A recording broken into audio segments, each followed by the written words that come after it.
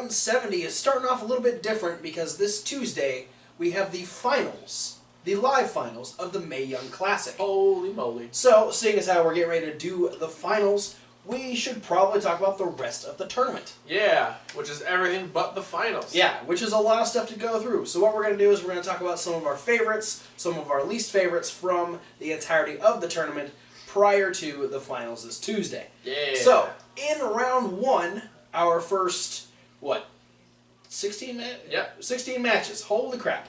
We had Princessa Suhei defeat Kaylee Ray, Serena Deeb defeated Vanessa Bourne, Shayna Baszler defeated Zeta, Abby Lath defeated Jazzy Gabbert, Mercedes Martinez defeated Xia Li, Rachel Evers defeated Marty Bell, Rhea Ripley defeated Miranda Salinas, Mia Yim defeated Sarah Logan, Toni Storm defeated Aisha Raymond, Dakota Kai defeated Kavita Devi, Bianca Belair defeated Sage Beckett, Piper Nevin defeated Santana Garrett, Candice LeRae defeated Renee Michelle, Lacey Evans defeated Taynara Conti, Nicole Savoy defeated Reina Gonzalez, and Kairi Sane defeated Tessa Blanchard. Yeah. A lot of stuff happened in the first round. I just want to go straight in Go for it. and talk about somebody who completely surprised me, somebody who completely caught me off guard. Kavita Devi. Yes, we had a couple of ladies that were Very new. Very new, not nearly as tenured as a lot of the women in this tournament. And she surprised me because I knew, trainee of the Great Khali, Yeah. having a similar powerlifting background to the Great Khali, I knew she was going to be strong coming into the thing. Right.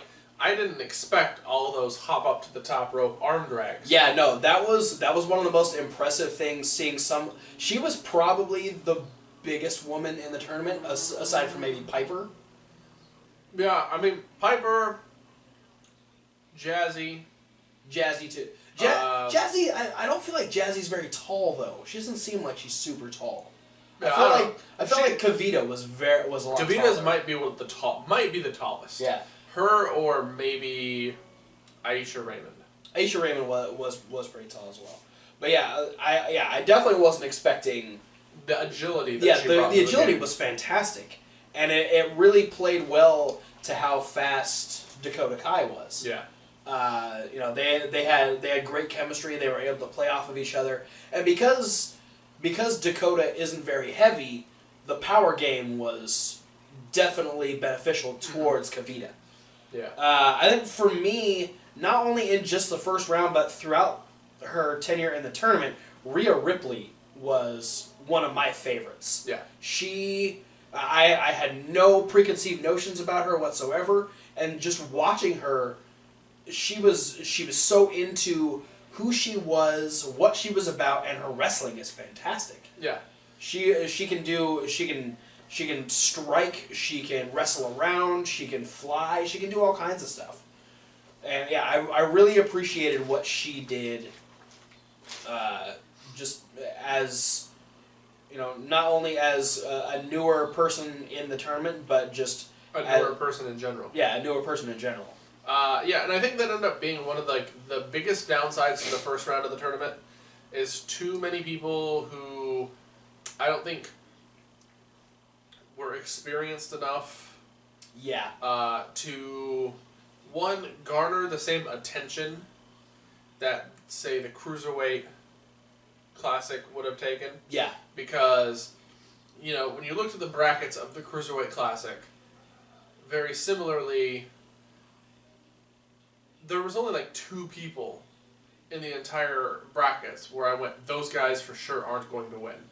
Yeah. Everyone else seemed like, there were front runners because most people thought Zack Sabre Jr. or Kota Ibushi were going to win the Cruiserweight Classic. True. But everyone could have won. This one, there was a lot of people who were like, okay, these people are definitely not going to win. Yeah. Right off the bat. Regardless of who they were going against in the first round. Yeah. And then it just kind of shows that when you're taking somebody who's very, very experienced and putting them against somebody who's not very experienced, it's going to help the person learn, but you're not going to be guaranteed the cleanest or the funnest to watch match. Yeah, and I think, other than Kavita Devi, the other two who were just kind of there to be fodder, unfortunately, just because they are as green as they were, was Xia Li. I mean, Xia Li and Zeta, obviously. This was Xia Li's first match. Yeah. Zeta's only had a couple of matches. We just saw her on NXT last week. Yeah. So she's had a few, but Zeta stood no chance against Shayna Baszler. Yeah. Not a freaking chance. And Xia Li, again, going against Mercedes Martinez was the same way. What I appreciate about the two of them is that what they lacked in the in-ring, they made up for personality-wise through their entrance. Yeah. So they at least gave me something to remember them for. Unfortunately, it wasn't their wrestling.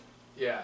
And for me, that was it for Vanessa Bourne and Bianca Belair.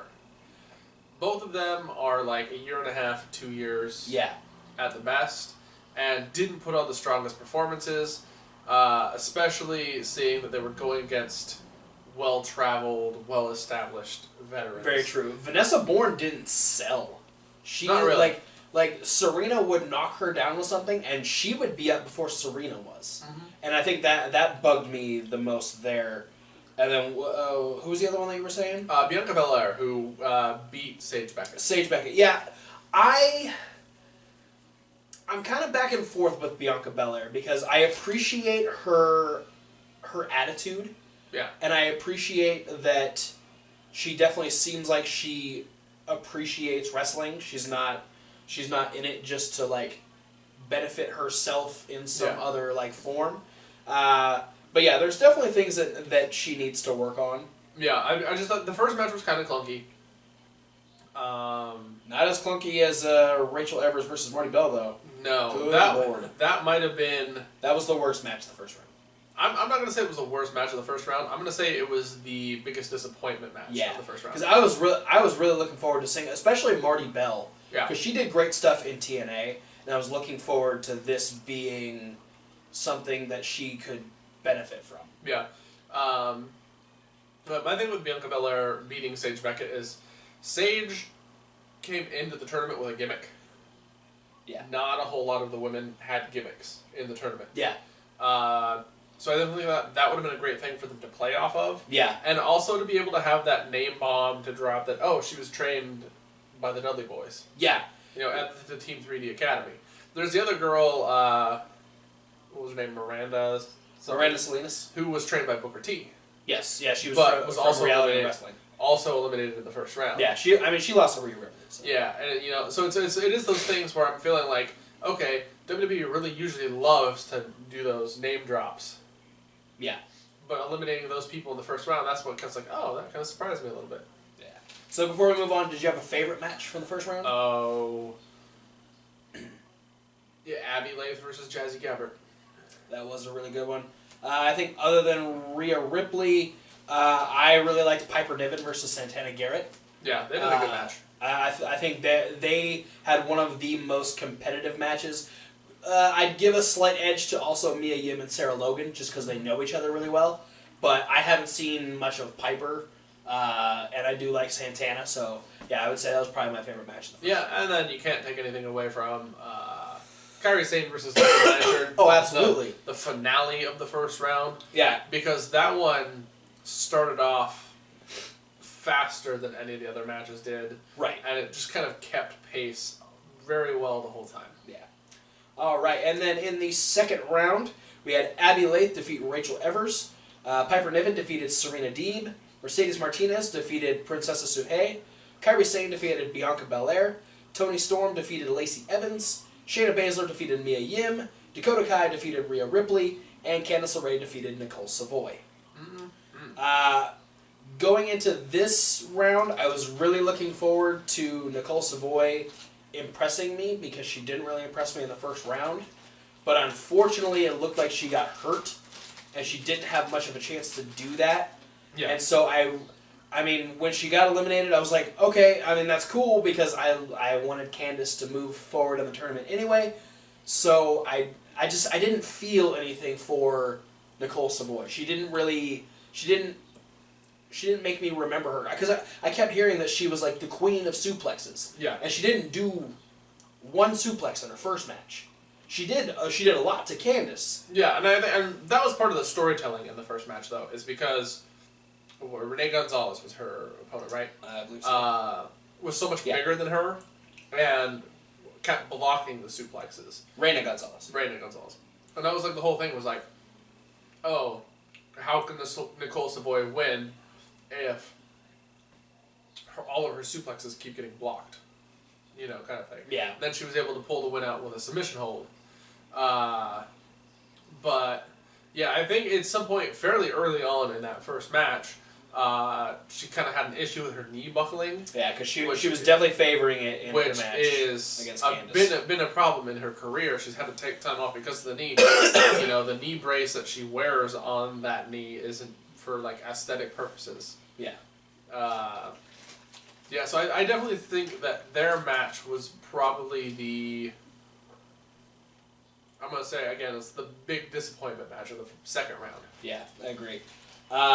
Because it's two people who I was like, this match has so much potential, and to have something that's not personal reason or not like nobody really flubbed up. Yeah. But the match still wasn't that good. Yeah. It was like, oh, you wish, because it's like, oh, if Nicole had been going into this 100%, yeah, because it would have been a whole different ballgame. Because I mean, with how small Candice is, there's only so much she can do to make up on that end, and so I appreciate what they did. I'm not taking anything away from Nicole Savoy or Candice LeRae. I was just, because Nicole Savoy is one of the more prominent names in the tournament, I felt I was expecting a lot from her, and the fact that she wasn't able to deliver kind of left me disappointed there. Yeah, I'm going to say on the opposite end of that spectrum, though, the biggest surprise in the second round would be potentially the redemption story of Bianca Belair, who came to play against Kairi Sane. Yeah, boy, I didn't expect the 450. Yeah, no, the 450 was not. When she went to the top rope, I was expecting like a splash or maybe a senton or something. I was expecting the frog splash because she does the running splash. She goes off the ropes and she does like almost a frog splash. Yeah. Definitely wasn't expecting the 450, and that was pretty fucking awesome. And then taking that back fist from Kairi. Yeah. Whoa. Kairi connected. Well, she deserved it because that was the receipt for the hair whipping. Okay, I get that it's not a foreign object, but I still feel like the hair whip should be a disqualification, especially when you're as vicious as she was on Kairi. She went to fucking town on her. I mean, it's the same as a chop. It's just more impact to a smaller point. I don't know. It's a good way for me to not like her, because I feel like she should be disqualified for that. Now, and that's a great storyline thing that they can use. If they go into the realm of her using it to choke people, then we're looking at something, you know. Yeah. Well, choking is illegal regardless. Yeah, and that's what I'm saying. Is like, okay, we're seeing the hair come in as almost a fifth appendage for her. Yeah. To use in matches, but now it's kind of see like, okay, the hair whip is going to lose its luster really fast, I think. Yeah. So if they want to keep the hair gimmick relevant, they're going to need to start coming up with more things to do with it than just whacking somebody. Yeah, absolutely. My absolute favorite match, though, probably my favorite match of the entire tournament, was Rhea Ripley versus Dakota Kai. They put on a really good match. That match was amazing. The first thing is when they went to the outside and Rhea hit she had her up electric chair style and dropped her face first on the apron, and then the finish with Dakota Kai hitting the double stomp out of the Tree of Woe. Mm-hmm. Just some great stuff. And again, Rhea Ripley was definitely my favorite. Has been my favorite of the entire tournament. And I've seen a little bit of Dakota Kai prior to being in WWE, and I thought they complemented each other really well. Rhea was able to play the power game on Dakota. Dakota was still favoring the arm from the match against Kavita, and it was a fantastic story. And to have Kavita go in injured and still move forward in the tournament, I thought it was so well done, and I was hooting and hollering the whole fucking time because they were doing some great shit. My favorite was two very good friends going toe to toe, Mia Yim and Shayna Baszler. Yes. It was as physical as I expected it to be. Yeah. And I appreciated it. Yeah, and it's really cool because, I mean, despite the fact that, you know, her whole story through the entire tournament, Shayna never shook hands with anyone. Yeah.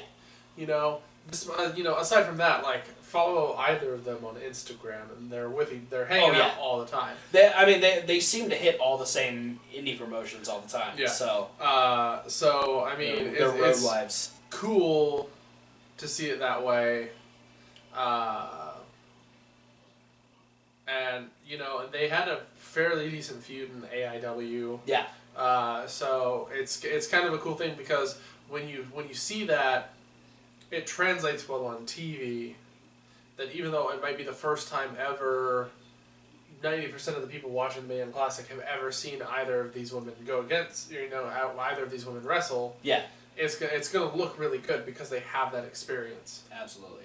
And also, this is the round where I really started to give a damn about Toni Storm. Because, like, her first round, she did good, but, like, I think second round going against Lacey Evans can pull out some really great heat as well. Mm-hmm. And I appreciate that. But, yeah, I really started to pay attention to Toni Storm in the second round.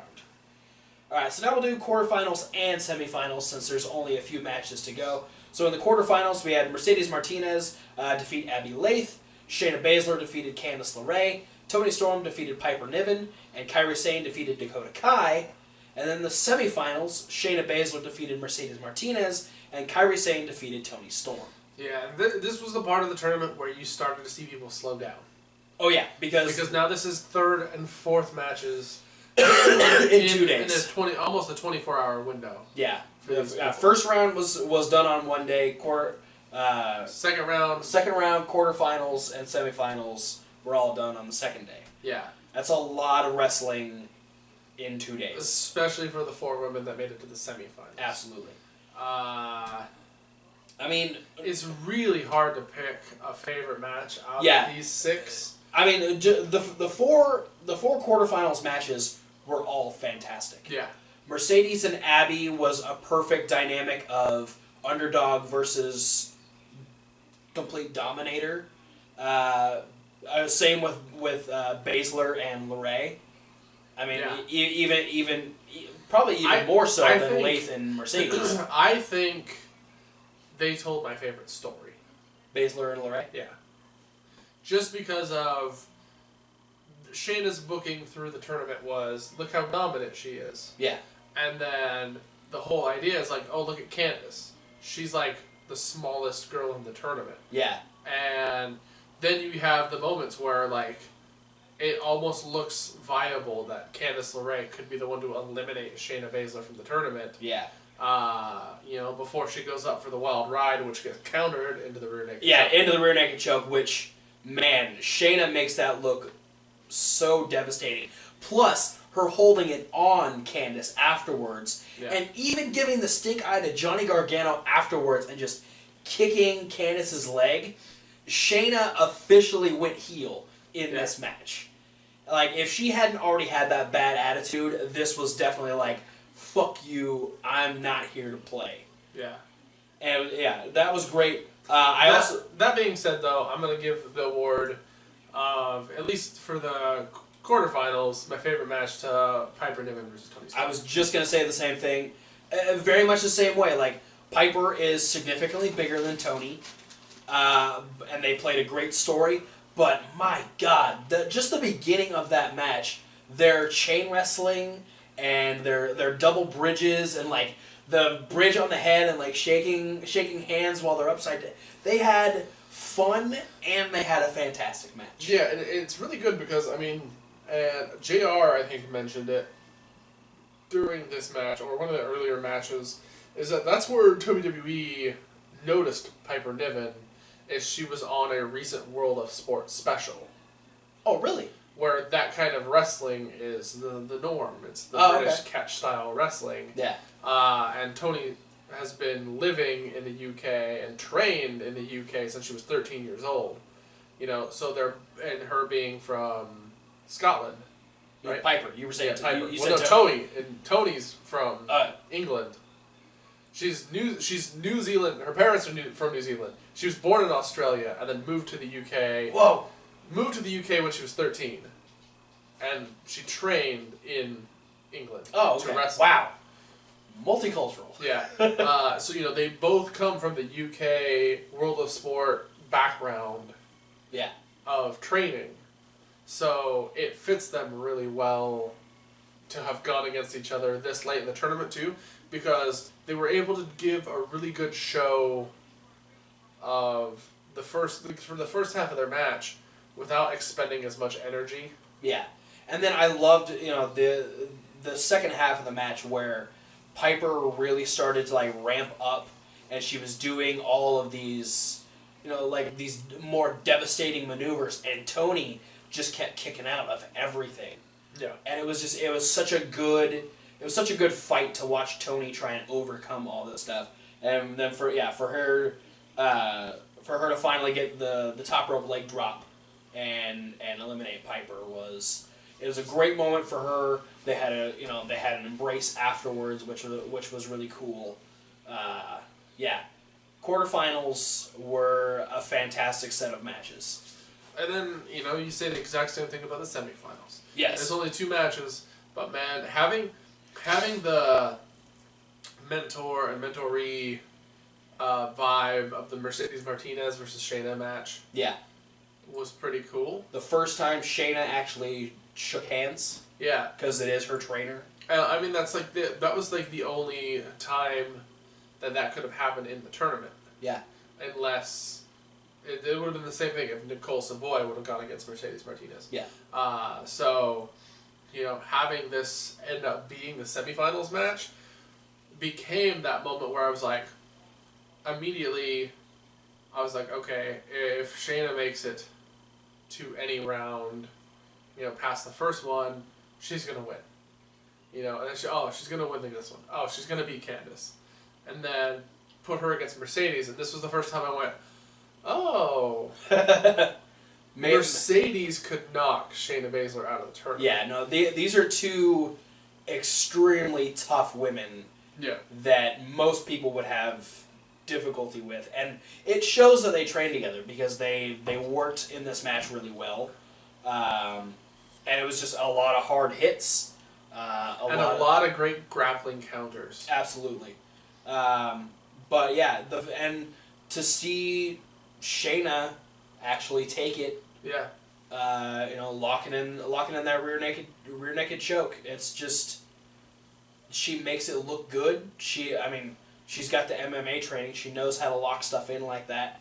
And now that she has the wrestling training, she knows how to like not fucking kill people with it. Yeah. It works really. It's no secret that I don't really like MMA gimmicks, but this tournament made me really give a damn about Shayna Baszler. Yeah.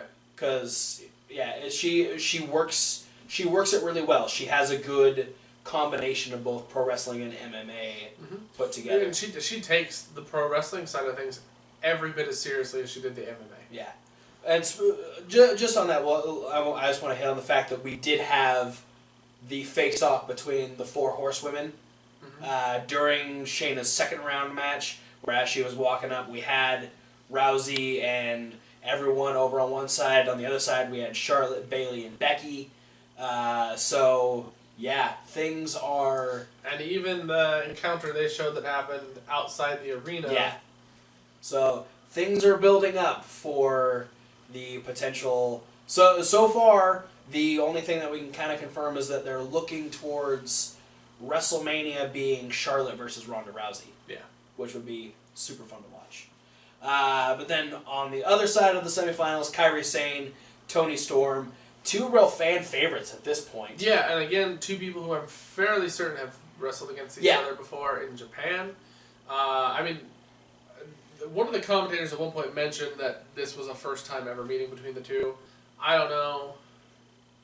It's hard telling. Yeah. Tony is wrestled in like 13 different countries. Yeah. Before she was 20. She's still super young. Yeah, I think she's only 21. Yeah. Super young. Yeah. And they did a great match. It was fun to watch. And it really showed like both of them being able to persevere. Yes. That was the story of this, was both of them overcoming every single thing the other person could throw at them. Yeah, because we'd obviously have Tony selling the midsection, the back, the core, the ribs the whole time, coming out of the match with Piper Niven. Yeah. And then turning it around, Tony focused all her efforts onto the arm to try and negate the elbow drop. Yeah. Yeah, and that's brilliant work. And obviously, yeah, there was just... Which I really appreciated, because it was like, we've had 3 other rounds of Kairi Sane wrestling. Yeah. And Tony was the first person to be like, oh yeah, that elbow drop. She does the elbow drop, which is a fantastic elbow drop. I need to try and stop her from using that move. Yeah. And it was, I mean, after she had it worked over, Kairi ends up making that comeback and then has the wherewithal to make sure that she hits that elbow drop on the lower back of Tony to put Tony away, was one of the most brilliant finishes as far as storytelling is concerned. Because it made the most sense. I mean, even if she didn't get like the full impact, that's still a very sensitive area. And the velocity she's coming down off on that elbow drop is insane, because she gets some massive air when she fucking jumps off that top rope. So with that being said, this Tuesday we get Shayna Baszler versus Kairi Sane live from Vegas. From Vegas, it'll be immediately after SmackDown, so it'll probably be between SmackDown and 205 Live.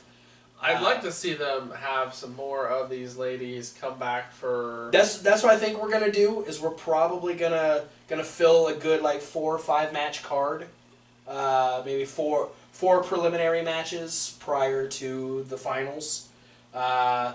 Will the finals be for the NXT Women's Championship? We don't know, but it's definitely a potential thing happening now that we've had the on-air. Relinquishing the NXT title from Asuka. Yeah. So and Triple H.